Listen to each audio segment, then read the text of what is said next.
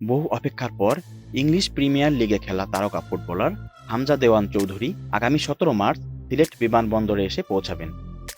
তিনি বর্তমানে শেফিল্ড ইউনাইটেডে খেলছেন এবং ২৫ মার্চ ভারতের বিপক্ষে বাংলাদেশ দলের আসন্ন ম্যাচের জন্য প্রাথমিক স্কোয়াডে জায়গা পেয়েছেন। জানা গেছে ইংল্যান্ড থেকে সরাসরি সিলেটে আসবেন হামজা। হবিগঞ্জে একদিন কাটিয়ে পরদিন বাংলাদেশ দলের ক্যাম্পে যোগ দিতে ঢাকা আসবেন। মঙ্গলবার বাফুফে সভাপতি Tabith Awal, Spanish coach Javier Cabrera ও জাতীয় দল কমিটির সদস্যদের উপস্থিতিতে একটি বৈঠকে হামজার আগমন সম্পর্কে এই তথ্য নিশ্চিত করা হয়। বাফুফে কর্মকর্তারা জানান, হামজার আগমন নিয়ে তারা বেশ কিছুদিন ধরেই প্রস্তুতি নিচ্ছিলেন। হামজা তার পরিবার সহ সিলেটে আসার পরিকল্পনা করছেন, যেহেতু তার পৈতৃক নিবাস হবিগঞ্জে।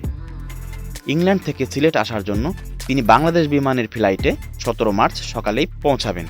হামজাকে বিজনেস ক্লাস টিকিট প্রদান করবে বাফুফে এবং তার সাথে স্ত্রী ও সন্তানও আসবেন বলে জানা গেছে। হামজার সিলেটে আগমনের পর বাফুফে তার নিরাপত্তা এবং বরণ অনুষ্ঠানের জন্য প্রস্তুতি নেবে। এদিকে বাংলাদেশ ফুটবল দল এশিয়ান কাপ বাছাইয়ের প্রস্তুতি হিসেবে সৌদি আরব রওনা হবে।